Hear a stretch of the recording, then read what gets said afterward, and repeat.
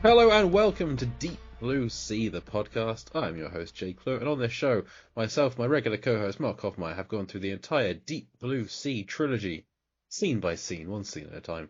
We're now looking at Deep Blue Sea adjacent films, and those are films featuring sharks, directed by Rennie Harlin, or lots of aquatic action, as is the case with today's film, The Final Countdown. What is The Final Countdown? It is a American film from 1980.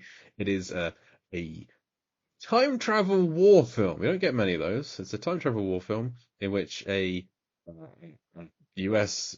aircraft carrier, the USS Nimitz, a real actual aircraft carrier, in 1980, miraculously finds herself having gone back in time to the day before Pearl Harbor. As you do. And hilarity ensues as they try and work out what to do that. So it stars Kirk Douglas, Martin Sheen, Catherine Ross, James Ferrantino, Ron O'Neill, Charles Durning, and a whole crew of actual Navy officers and crew. So we need someone who's been on the show before to help me talk about another aquatic time travel film, Triangle.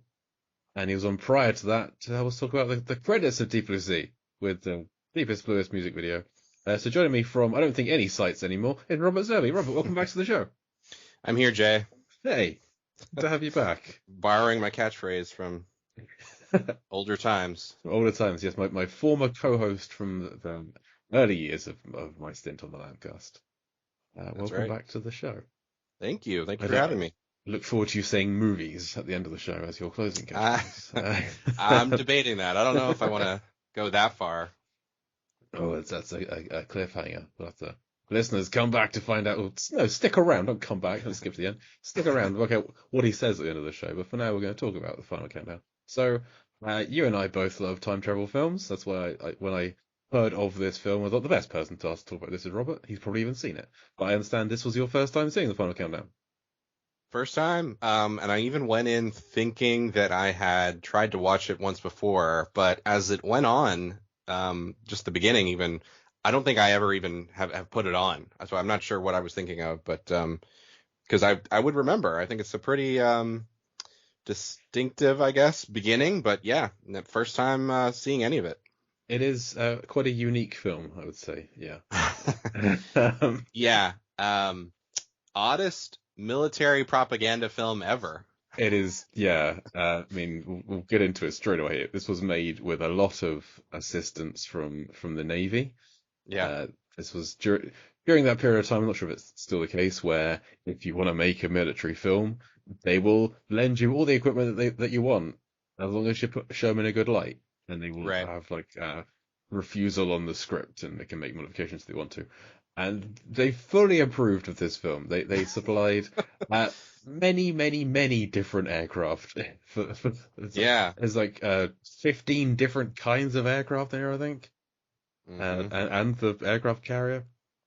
And there's so many shots of takeoffs and landings and maneuvers and a mid-air refueling for no reason at all. Just to show, hey, look at what we can do. Look at our fancy gear. Look at all this stuff. And it just may work as a detriment to the quality of the film. Yeah. But there we are. So this was my first time watching it as well. I'd heard of this film. It's being like, it's a boat film, it's time travel, it's a war film. I was like, great, I love all of those things. I love time travel movies. I love aquatic action films. I'm a fan of war films, especially World War II films, because that's like the era of war that we're taught most about at school in this country is the First and Second World Wars. So like, I always had a fascination with them. I can't say I liked this film all that much.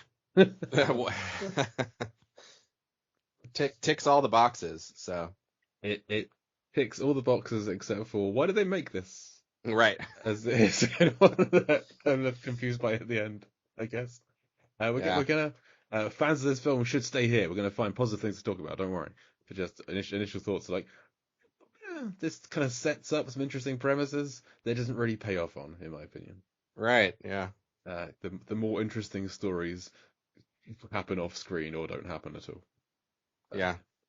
And but there is an element of the miraculous to this episode, because the day that I was scheduled to watch this film in preparation for this podcast, the Exploding Helicopter podcast, with friends of the show Will Slater and Nick Rehak, both been guests on before, released an episode Yeah. on the final countdown, the very day I was watching it, like, wait, what the hell? What is this? Of all the films that feature exploding helicopters, of all the films that people see adjacent in some way, the Venn diagram of them intersecting and then the same day. And I messaged Yeah. Nick and he's like, "Oh, what a world." So there we are. Yeah. I saw that as well, and for a brief moment, I was like, "Oh no, what did I do?" Like Jay replaced me. I was like, I just saw like a screen cap, like a thumbnail, and I was like, "Oh no!"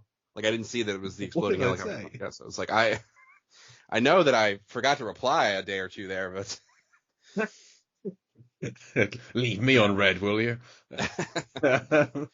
Yeah, and I even I forgot about that detail until it happened in the movie, which maybe I guess we'll get into. But I was like, oh, Yeah, okay, there it is. we will talk about the extremely disappointing helicopter explosion. Right, Unfortunately, I didn't forget because it was the same day, and as I started watching it again, was just right. when Nick started promoting it on Facebook. I was like, okay, that's going to happen. It gets quite near the end of the film, and they get into a helicopter. He goes, well, this isn't going to go well. I know that's not going to. Some people aren't making it out of this alive. Okay. Yeah, so let's get into the film. So it's directed by Don Taylor. This was actually his last full like cinematic release. He did some TV films after this, I think. Um, and it's written by a whole bunch of people. It's like 8 writers on this thing. One of them is done a lot of Doctor Who episodes, which makes sense, I think. This is for the sci-fi aspect of it all. Yeah, Uh, yeah. and one of the producers, Lloyd Kaufman, is he's a Troma guy Mm, from Toxic Avenger, Troma and Juliet, that kind of thing, mm-hmm, which I think also makes sense for the visual effects for this film. mm-hmm. Yeah, Yeah, it's a 12.5 million budget. It made 16.6 million at the box office. I thought it had done better than that from this film. A lot of people have done podcast episodes on this film. I did a quick search today, and there's a lot of episodes covering it from like war podcasts and time travel podcasts, and I guess it ticks a mm-hmm. lot of boxes. It fits in a lot of categories, so a lot of people could cover it. But I wasn't overly familiar with it, and now here we are. So I think going in expecting a war time travel film, I expected more from this than I got, Mm-hmm. which is maybe why I didn't like it. So I did skim back through it again prior to this episode to do the my deep and blue ranking, and it was I appreciated it more knowing what it is now, Mm-hmm. knowing how it ends and what happens at the end. I was like, okay, I can see how this is. You can like this if you know what it is. But if you're going in expecting a time travel war film with Kirk Douglas and Martin Sheen and Catherine, like this could be incredible. Right. It's a very talky film. It's a very like discussion based. Lots of shots of planes taking off. Also lots of ruminating on, well, what do we do? Should we do this? What is our right here? Right. Not as much as you think, though. It was like they always kind of broached the topic, but never really got into like a great debate on it or anything. Um, Yeah, interestingly, yeah. they try a little bit, but yeah, as you say, they don't spend too much time on it, and I would have liked some more, like a bit more of a debate going on. Right. Okay, so let's kind of go through the plot. So Martin Sheen's playing a civilian, Warren Lasky, who is an efficiency expert who's been told he's going onto the USS Nimitz just to oversee them, see what's happening, see how they can improve things. Fine. Mm-hmm. About 50 minutes in, my wife asked me, like, so why is he on there? And I was like, I don't know. So I didn't really catch that first time around. Yeah. I don't know. We'll find out, I guess. So At a private company, correct? That has just been like contracted by the DoD, I yeah, think. it doesn't make any sense until the end of the film. Yeah, yeah. Yeah, so he's been sent there by his boss, Mr. Tideman, who is a very secretive guy that he's never seen before. Right. And he's in a limo seeing Martin Sheen off, but he won't go and meet him. So fine, nothing crazy about that at all. And then on board the ship, it's run by Kirk Douglas as Captain Yelland, who is just he's no one in this film is stretching. Everyone in this film is being exactly how you would expect them to be acting wise. So Kirk Douglas is being Kirk Douglas, Martin Sheen's being Martin Sheen. everyone's just kind of like, picture them. Yeah, that's what they're doing. No one's making any great leaps, which fine. Right. Martin Sheen prior to this had done Apocalypse Now, a film that almost killed him. So I can understand him. Like, I'd like a film where I kind of stand in a room. I might sit down sometimes. I'll like leaf through some papers. I'll have a chat. You got anything like that? It's like, yeah, on a boat. I can do a boat. Helicopter ride, sure. Uh, no explosions, right? No one's gonna like fire nukes at me or anything. I'm willing to dive after a dog. That's it. Willing to fail to apprehend a dog. Yes. So I can understand why he would do that. And Kirk Douglas is just, I'm not sure what kind of what his career was like in 1980. He's like a 60s guy to me. What was he doing in the 80s? So yeah, prior to this, he'd done like Saturn III, Cactus Jack, films that I don't know much about. This is in the autumn of his career, shall we say? He's picking up films here and there, but nothing that's really set in the world on fire. Which, fine, he was in his 60s at that point. Still had 40 years of life in him. Right. At 103. What a ridiculous career. Right. Yeah. So those are our two kind of leads. So they're on the aircraft carrier. They're doing what they need to do. They're doing maneuvers. A plane takes off. A plane's coming into land. As the plane, they're keeping an eye on Russian trawler nearby. But Yeah. then a vortex appears in the sky, and an ear-piercing noise takes over. There's an unexpected storm from their weather guy, the weather officer. Black Cloud is his name. He is a Native American character played by a Puerto Rican actor, Victor Mojica. Black Cloud. I don't know if that is really his name, or because I know Native Americans have names that we would consider unusual. They're named after things that people see, I think. Yeah. But also, he's the weather officer, and he's called Cloud. I don't know if that's some kind of destiny implied by a name or whatever. Either way, he's not vital to the story. Right. He like says it should be calm, and everything's calm, and then this storm appears, and the vortex appears, and everything turns blue, and you get some pretty cool shots of the ship silhouetted against this blue vortex, which I do kind of like. Yeah. The first quote on the IMDb page is, Black Cloud, you're doing unauthorized rain dances again. Yes. Mm-hmm. Yes, that is something said in the film. Yeah. But I liked the effect. Apparently the visual effects for this film were left until right at the end, and the company put in charge of doing them were mainly known for doing title sequences, like credits. So just having like a ship silhouetted against a kind of a blue vortex, that feels like a title sequence to me, but it works here. So some of the effects don't work later in the film, but this one works. So yes, it's horrible noise, which is horrible for the watcher of the film as well as the people in the film. If you have headphones on and you're not expecting that was great. Yeah, it's a dive for the volume button. Yeah. And then suddenly the weather calms down, everything's calm, and the Russian trawler's disappeared, and they can't get in contact with anybody because they've gone back in time. Then we get to my first frustrating point with the film is they don't realize they've gone back in time for another half an hour. Is at minute 50 of this film, they're still thinking like, but wait, when is it? What happened? It's like going into the film, I knew it was a time travel war film. I feel like on the poster, it's like, it's a time travel, trapped outside the boundaries of time and space. 102 aircraft, 6,000 men, all missing is the tagline on the poster for this film. Yeah. So it's a time travel film, and it's so frustrating. None of the characters in the film know it's a time travel film. Yeah. I think the captain is like at one point, somebody must be tricking us, but who? Yeah. It's like, no. Why? For some reason, someone wants us to think it's the day before Pearl Harbor. Who is it? The Russians. It gotta be. An actual conversation from the film. And I feel like they could have changed this in the script because they pick up the passengers from the Gatsby, Charles Durning. If they had done that earlier, And they go like, it's 1941. What are you talking about? Mm-hmm. That's my Charles Durning impression, if you can't tell.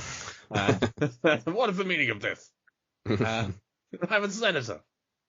But as it is, it's they send one of their aircraft that can take photos over Pearl Harbor, and it takes some pictures, and it's like, well, hang on, the Arizona's there. That's supposed to be a memorial to the Arizona. We were shown it earlier in the film.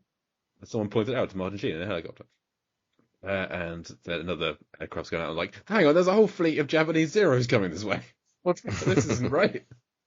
And they slowly put it together, and only Martin Sheen is like, we might have gone back in time. And everyone else is like, ridiculous, it's the Russians. It's clearly the Russians. Mm-hmm. So yes, it's frustrating. Yeah. Which I feel like there's not enough film here to be a film. This is Yeah. yeah. It's only it's an hour and 40 minutes, so it's not a long film. It's a perfect length Mm-hmm. of film. It's a Deep Blue Sea length film. But a lot of that is planes taking off. A lot of that is Star Trek the Motion Picture style long shot as they arrive at the aircraft carrier at the start, just like 20 minutes of somebody looking at a ship. Mm-hmm. And there's not Yeah. actually a lot of story in here. The beginning is honestly like a virtual tour of the like you see the USS Arizona Memorial and stuff like that, which I've been to, by the way. Still leaking oil after all these years. That seems disrespectful, but okay. Yeah, it's just and speaking of like military shots, I think this is the only other film other than Air Force One that I've seen like the refueling sequence happening. Do you know why many films don't show it? Because it's not that interesting. It's not that exciting. I think I was going to say like giving away state secrets or something. it's just like, okay, the refueling of like I'm sure some films might say like, oh, we'll refuel in air, but they won't actually go need to show it. I'm pretty sure one of the airport films has a refueling. I could be wrong. I could be thinking of Air Force One. I don't know. But yeah, because it's just like, hey, look what we can do. We have this thing that comes out and suckers on, and our pilots make jokes to each other. Like, I got the hard stuff. Clean the windows. Yeah, okay. Yeah. Join the Navy. We have fun. Honest. Yeah, this is 6 years before Top Gun perfected how to do naval propaganda in a film. Right. Yeah. 5 years. Yeah. That's the future. Yeah. To your point, I very quickly got to the halfway point of this movie. I was like, wow, this is almost over, and nothing's really happened. Yeah, and they don't know they're back in time yet. Yeah, it's like they don't even. What's happening? It struck me one point to make for me anyway is that it felt, obviously probably like very much like a Twilight Zone episode. It was like a very good Twilight Zone episode, which there may honestly be something like this done by the Twilight Zone, both from like the aircraft carrier's perspective and then from the senator's perspective. It was just kind of like a beefed up Twilight Zone episode, really. I can see that. I've never actually seen the Twilight Zone. I'm aware of it, and yeah, that makes sense from what I know. So, yeah, where it's just like some kind of sci-fi, fantasy, horror element to stuff. Yeah. Right. Okay. Right. One of the things that does happen in the earlier half is we've mentioned the Gatsby. There's a small yacht, which is commandeered by, amongst others, Charles Durning as Senator Samuel S. Chapman and his scriptwriter / assistant Laurel Scott, Catherine Ross, and a very leery guy called Alfred. I think was his name, Alfred Arnold or something. Arthur, he's not in the film very long. He dies soon. It's fine. He likes to stare at Catherine Ross's butt as she walks away. Yeah, super creepy. Yeah, and Laurel's dog Charlie, my dog Charlie, not a fan of this dog Charlie, barks every time he's on screen. That's what he does with every dog. He's just not very sociable, it turns out, with flat dogs in our living room. So they're on this little yacht, and they see some US Tomcats fly overhead, and they're like, "What the hell was that?" like, what is this? Because he's a senator, he's involved in defense, and you think he'd know about these planes that come 40 years in the future. So he's confused. But then when the Japanese Zeros arrive and shoot the yacht, they get saved by a helicopter from the Nimitz, which is being specifically Dick Owens, James Ferrantino, is the guy that saves them. He saves the dog, which immediately gets him in with Catherine Ross. She's immediately on board with him. He's like, "You saved my dog." That's how you do it, it seems. And he's also a World War II buff, and he's writing a book on, wouldn't you know it, Pearl Harbor. How convenient. So he's got a bunch of photos and manuscripts and documents and research, so he's the exact right person to have in this film. And that's when these kind of coincidences happen. So they bring them on board, and the senator is furious. He's being kept in a blue bathrobe, isolated from everyone else. He's a senator, and they're trying to give him medical attention and stuff. And he's like, "What's going on? Who are you people?" And he's never seen a helicopter before. He's never seen things from the future before. Who can imagine? I mean, understandable. Right. Very ornery. Yes, a classic Charles Durning character is this guy. I had thought they talk about how Senator Chapman. This is actually one thing I loved about this film was this Chapman guy, what he brings to it. Because they say he's a fictional senator, not real. I thought he was a real guy. So I like historical hypotheticals they talk about in the West Wing. I thought this could be a real historical hypothetical, but it's not. It's a fake guy. But they say that he was gonna be Roosevelt's running mate and would be in line to be vice president. But he got mysteriously lost in the attack on Pearl Harbor, presumed dead. And so if they managed to save him, when Roosevelt dies in office, he would become prime minister. He would become president. Different country. And the whole of history would change somehow with this guy's in the president's chair. I really liked that idea. What that poses as a discussion point, and I would like them to have done more with that. Interestingly, there was a representative, Samuel Chapman Massengale, who did die in 1941. So I was reading this Wikipedia and I was like, okay, this is a real guy, but no, it's not him at all, really. I don't know if they took. I think they based this guy on a few people. Yeah, not must have. Yeah. Yeah. So, have you read the Stephen King book 11/22/63? I have not, but I did watch the show. Okay, I read the book. I didn't watch the show because I don't like James Franco. Yeah, I never have really, but it just put me off. And I really like that book until the ending. So it's a standard Stephen King book. And the idea of what if you, spoiler alert for this book and presumably the show. There's a guy in it who goes back in time to try and stop the JFK assassination. He manages to do it. And then when he goes back to the future, things haven't gone well. With JFK staying alive, the world is not good. Just to go back and not do it, basically. Right. And I love that idea. What could happen? What new stuff could go wrong? What stuff could be fixed? What's the ramifications of that? I was really looking forward to this film exploring that. And as we said, short film gets close to the end with things not having happened. You think, well, they're going to wrap this up pretty quickly and going to go through this shouldn't have happened, that should have but no, they don't do any of that. I love that idea. That's what I wanted from this. It's just because the whole thing is we're a 1980s American aircraft carrier with all of this aircraft on it, with all this new technology. We would wipe out the Japanese fleet on our own. Right. I was like, yeah, let's see what happens with that. Yeah, it's okay.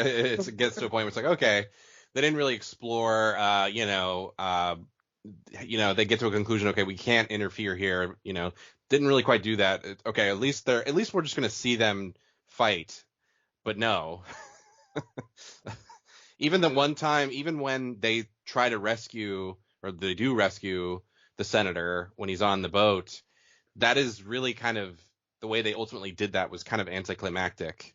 Because they're like, okay, let's do it. Let's save them. disable the Japanese planes, and then it cuts back to them, and another person in the water with Chapman's group dies. It's like, okay, they're still dying. You're not saving them.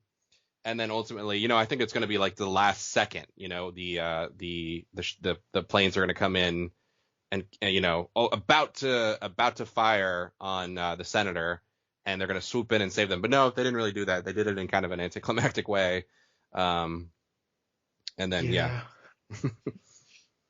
So this I just wanted. We're gonna overthink what I wanted to see. We didn't see what I wanted to see. I was just hoping for like this further exploration in what the topics they bring up in the film. It's not like I'm coming to them with this topic. They talk about it and then they don't follow through. Right. So either way, he's on board. Captain Ross is on board. The dog is on board, and also on board is one of the Japanese Zero pilots, because they have the two Tomcats. And they're told to just play with the Zeros, because the Zeros take out the yacht, the Senator's yacht. And they're just told to dick them around for a bit, and then once they are killing more people, splash those Zeros was the phrase. Yes. So, yeah, which is a nice phrase for kill these people. And they shoot down both of them. One of them explodes, and one of them lands in the water. So they take the pilot hostage or prisoner of war, I guess.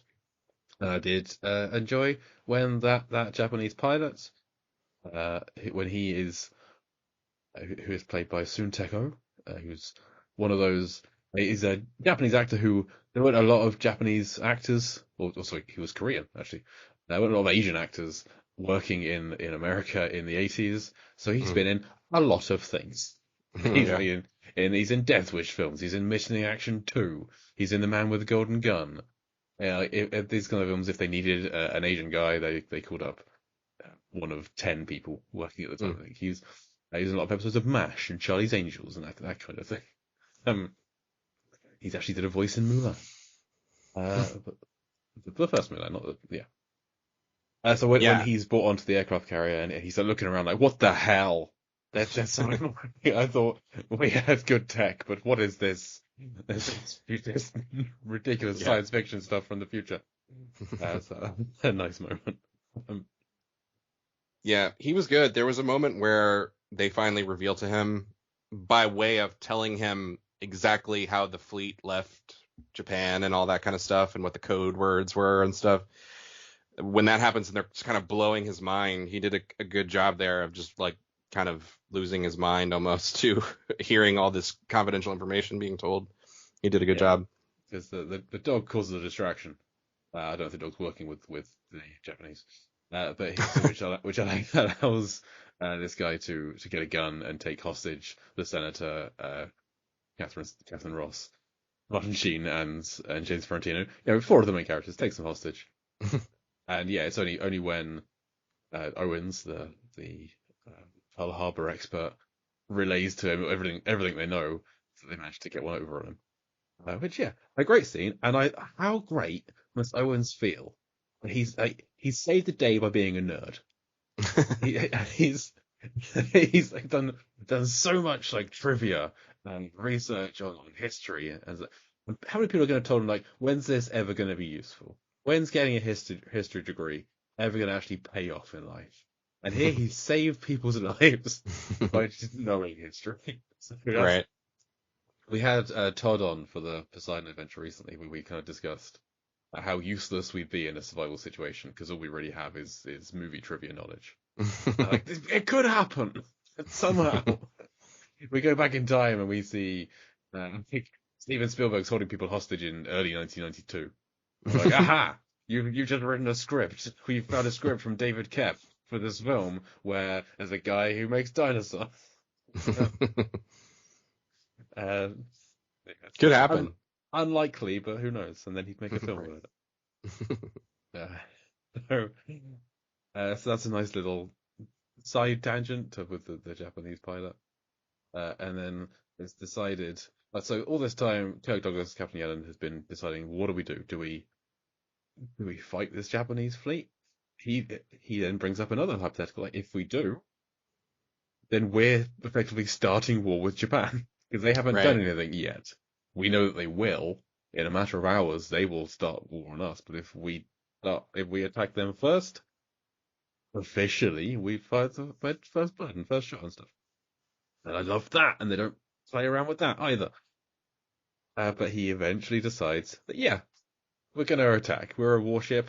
I love the line, this is a US warship, or it used to be, or it will be.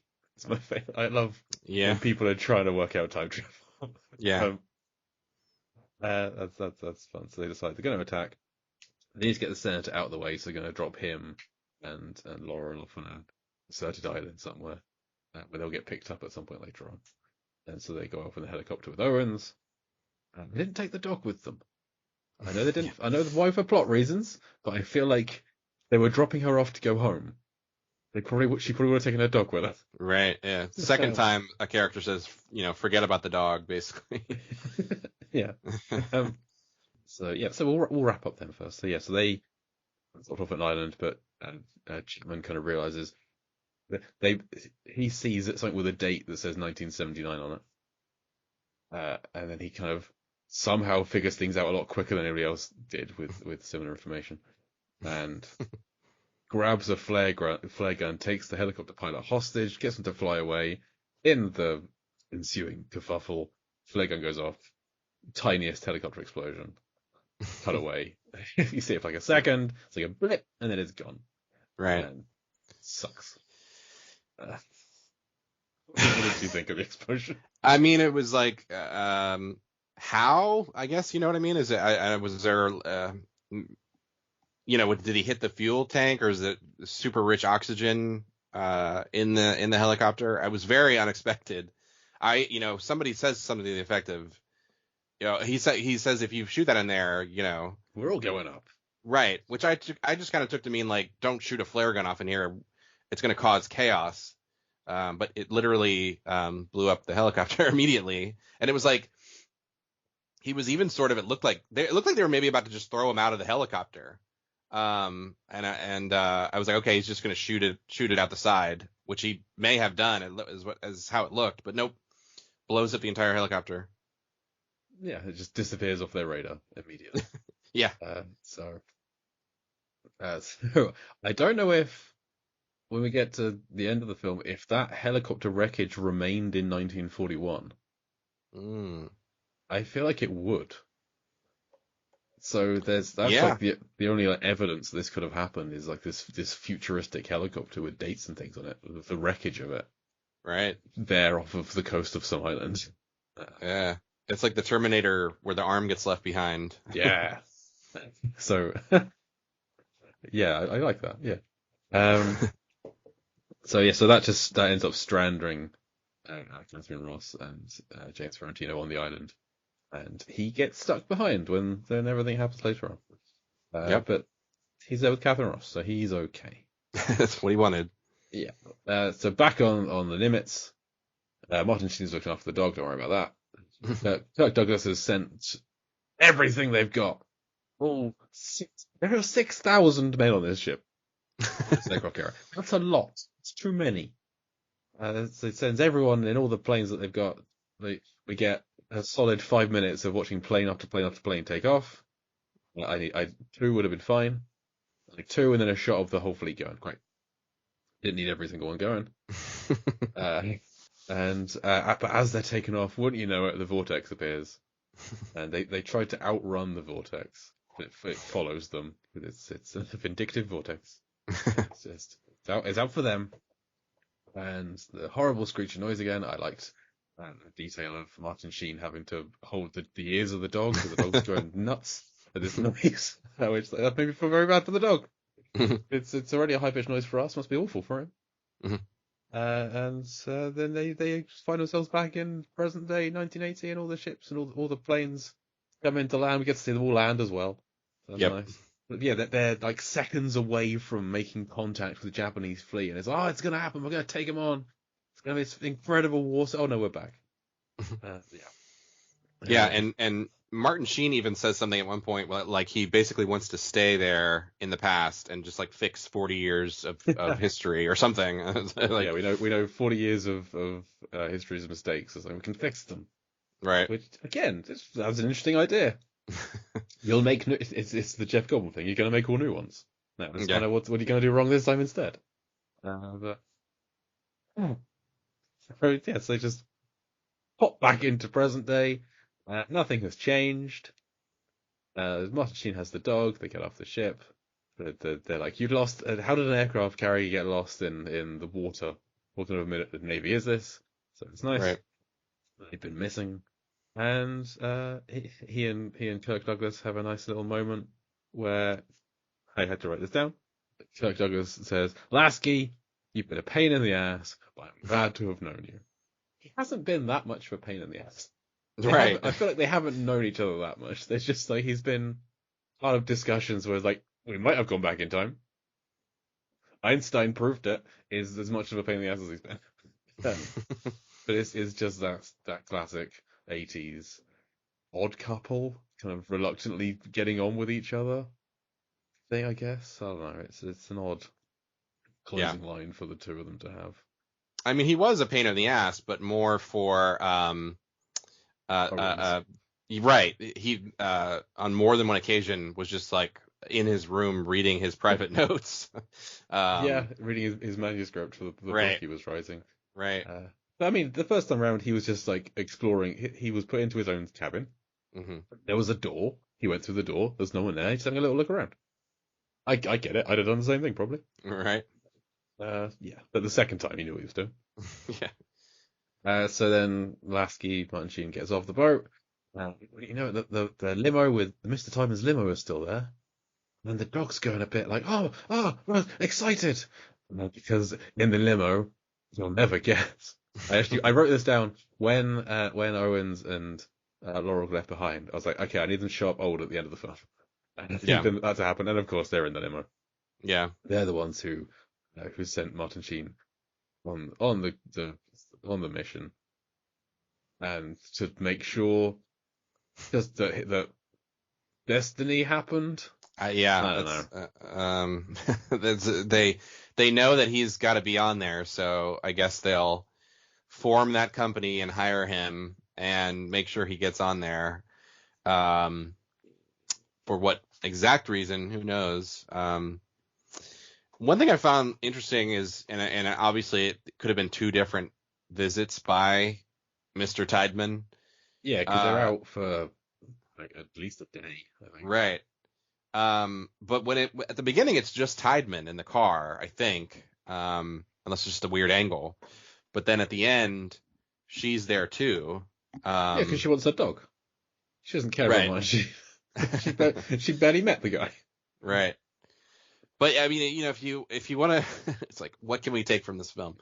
Maybe, history was changed even further a bit. In some sort of original timeline, it was just quote unquote Tideman, and then they changed it a bit to where he winds up with her in 1941, and then she's added to the car, so to speak. But probably not. I feel like this is a what happens kind of a time travel film. So they didn't change anything. He was always going to go back and live in the past for 40 years. That's how it always was. Right. No, the question I still had was, what caused the vortex? Why? What happened? Where does that come from? And I feel like if Owens, now Tideman, had been so insistent, like, okay, I've got to make sure that Lasky is on that boat, so we can go back in time. He's also developed time travel vortexes. So I need to make sure the boat goes back in time, otherwise I won't go back in time, and I won't meet the love of my life, and I won't exist anymore. So he's somehow developed the Sky time travel vortex. Right. Tideman Industries does time travel. Although I think they do at one point say that they think it's just a natural phenomenon. Or am I making that up? Well, they say it's the line, a phenomenon of nature that can't be explained. Mm-hmm. Is the line that Kirk Douglas says when he informs the entire crew that they've gone back in time to the day before Pearl Harbor, and they're all now going to fight in Pearl Harbor, and gets no reaction from anyone. Everyone's just like, I mean, okay. Yeah. That's just the kind of adventures you have in the Navy. I appreciate that most of these people aren't actors. I think 48 of them are led by the Navy to appear in the film. They're just crewmen. Mm-hmm. But still, I can pretend to be shocked. I can do like a what? I feel like that's not Right. too much to ask. Just somebody Okay. pop a balloon behind them or something. Captain's been drinking again, I guess. It's like, okay, you've gone back in time. It's now 1941. We're gonna fight this war that was lost before most of you were even born. A good line, a good delivery from Kirk Douglas, but some reaction would come from that, I think. Right. But there we are. So that's the film. Nothing really happens. It's all for nothing, and I find that very frustrating. I feel like this was a great idea for a script. It's just executed unsatisfyingly. Yeah. For me. Yeah, it's I actually just looked. I wondered kind of if this was ever, maybe just a pilot, like made into a pilot of a show, or it actually would almost make a good, kind of limited series today. But nothing. And it is kind of like I could easily see now, obviously if they made it today, it would be just filmed like on a green screen or digitally or something. But so I did kind of appreciate the, sort of on location stuff they did a bit back then, but nothing, no sequel, no TV show or anything, but yeah, it just is, and like it's got a generic title that doesn't really mean anything. Right. The most interesting storylines to me would have been either seeing how the world might have changed, or kind of want to see how Owen's life turned out. He's now stranded back in 1941 with this relative stranger. They're stranded on a desert island. They're both attractive people. They're going to fall in love.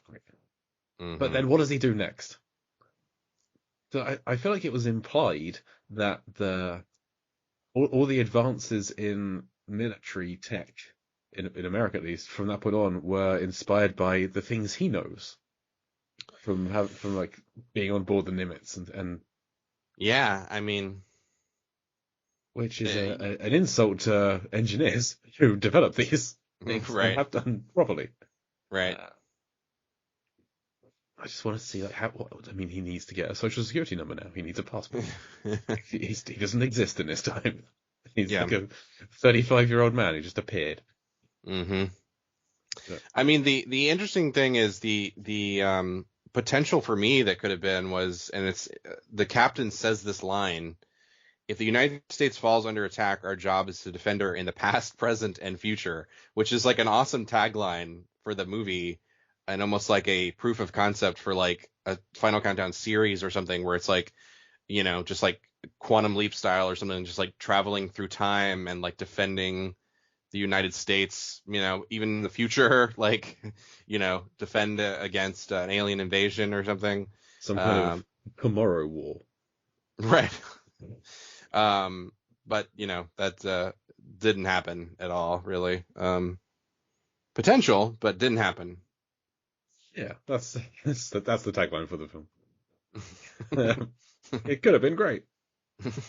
And they used some footage from the likes of Tora in some of the Pearl Harbor sequences. I liked the fact I found of when they shot the sequence of the Tomcats fighting the Zeros. The Zeros had to fly, or the Zeros don't exist anymore, but they found some planes that looked similar and just kind of repainted them. They had to fly at their top speed, like rivet-shattering speed, whereas the Tomcats had to fly so slowly they were almost stalling, just to get the two planes like in the same shot. Oh wow! The technology has advanced so much that they was had to break both planes just so they could appear together. Yeah, so that's the final countdown. How would you think you would have done if you were Yelland, if you were Kirk Douglas' character? Would you have tried to fight the Japanese fleet? Would you have left them alone and let fate be what it is? It doesn't matter either way because the vortex controls it. But what do you reckon you would have done?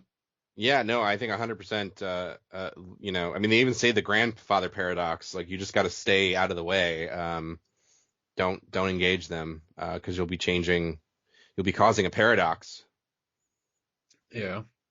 I feel like, well, but that depends on how time travel works, I guess. Right. Because it could be like the Avengers Endgame of it all, where you travel into a different universe or a different time Yeah. stream. Uh, the trousers of time, kind of thing. Right.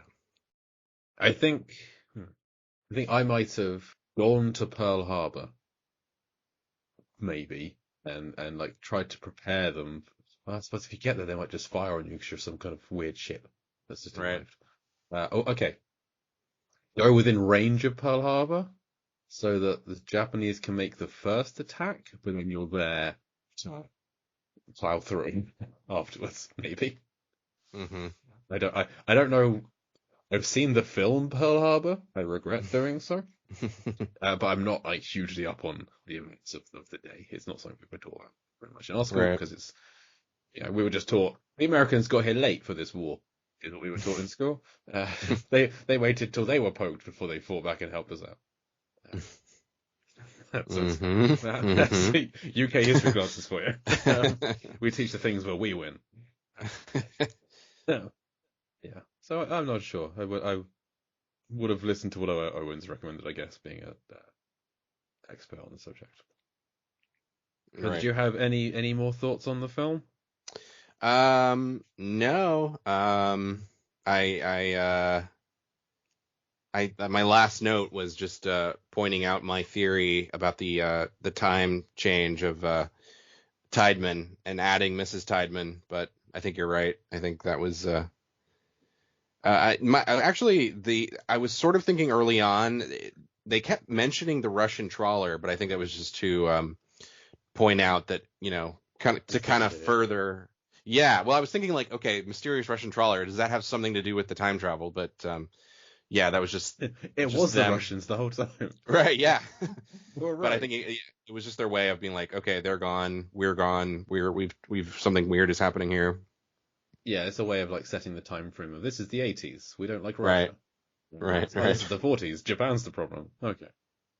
That's actually, you reminded me of something. This is kind of one of those weird films for me where it's like, literally in the 80s is when they made it. It's about the 40s.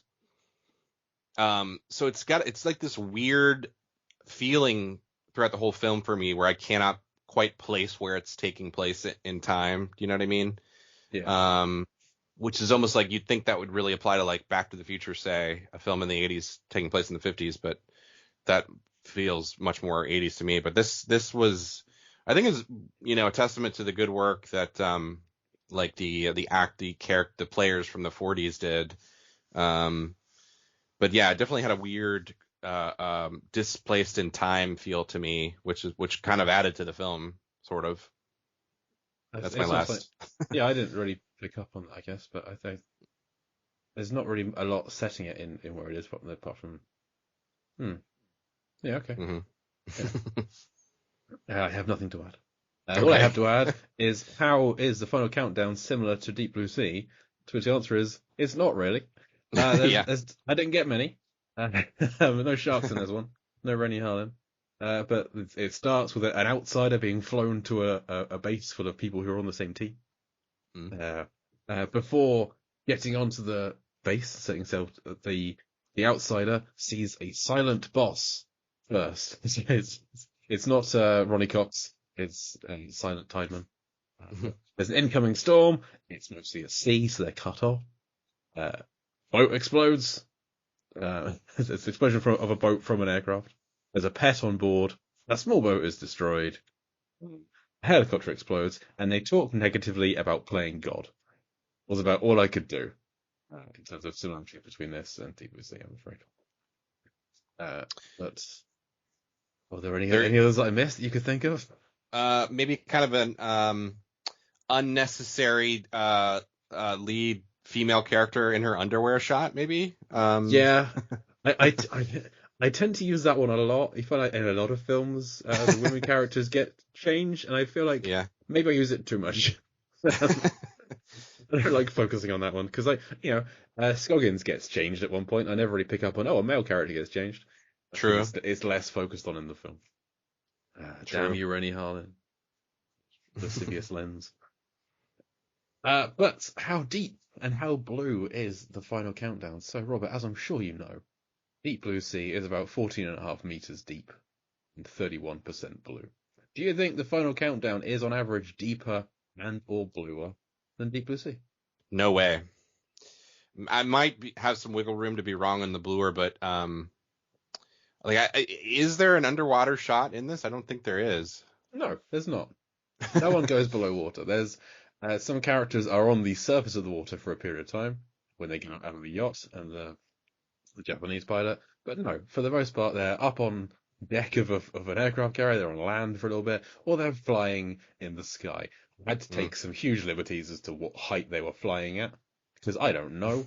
But this kind of very, very, very rough estimate worked out as them being about 41 meters up in the air on average, 134 feet, which makes it our 53rd least deep film. It's deeper than Skip Trace, which is like mountain climbing and lots of plains stuff, and less deep than Ravenous, which is more up in the mountains.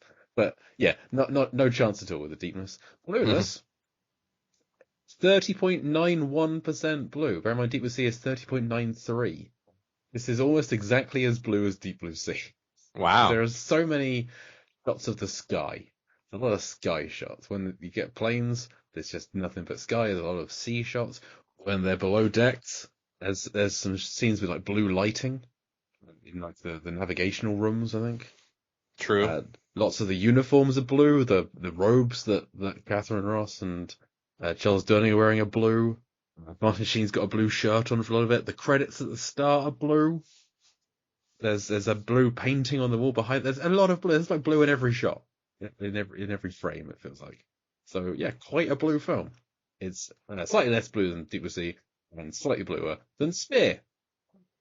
So it's our 20th most blue film at this point. So yeah, bluer than expected. About as deep as expected. Not deep at all. It's more of a plane film than a boat film, I think. But that'll do it for our discussion on the final countdown. Apologies if you love this film. We didn't. But I mean, it's interesting. It's Yeah.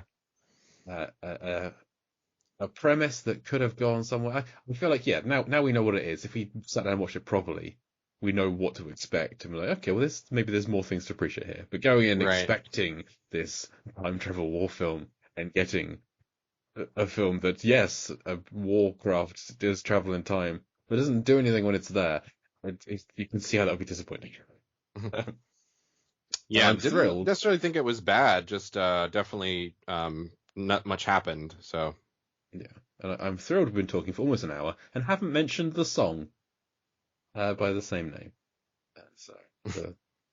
So, which is what comes up when you talk about the final countdown, the Europe song. But it's we're leaving together. It's farewell, which is appropriate for the end of the show. So, Robert, do you have anything to plug? So I do not blogging or podcasting related at all, but I finally, after many years of trying, I'm now a published author with a short story online. Horrortree.com, which is a site for writers. It's like a resource site for like open markets. Like if you're trying to get something published, among other things, they'll post stuff like that, markets and kind of essays and stuff, but they do their own also, like an e-zine where they will publish fiction, and horror. And, I got, a story published, there, called Grave Garage. And, it's, I think I mentioned they do an e-zine, and the e-zine is Trembling with Fear. So if you go to horrortree.com and look, let's see, at the time of record, it was like 2 Sundays ago, I think it was, maybe January 22nd. So if you find that installment, it is in there. So there you go. Very nice. Yes, I saw you post that. I did read it actually. I liked it. Thank you. I don't read a lot of horror. It was very atmospheric. Yeah. Thank you. I'm terrible at reading things. That is, so I recommend going and checking out that story on Horror Tree. We'll put a link somewhere, I'm sure, in the show notes. But as for me, you can hear me over on Con Air, the podcast, talking about me and Mark are talking about Con Air Scene by Scene. And you can hear me once a month over on the Lambcast, hosting Lampardy, movie trivia based on Jeopardy. That's always fun. And my personal site is lifeversusfilm.com, where I did some end of the year, start of the year stuff at the end of the start of the year, and might do some more story over the course of the year if I have time. So I probably won't. But last episode was on that Jurassic World Deep Blue Scenes. Our next one will be on the Jurassic World Fallen Kingdom Deep Blue Scenes to continue that little trilogy we've got, alternating episodes. But as for today, as for the final countdown, I have been Jay Cluett. Thank you once again to my guest Robert Zerby, and we'll Deep Blue see you again soon. Movies.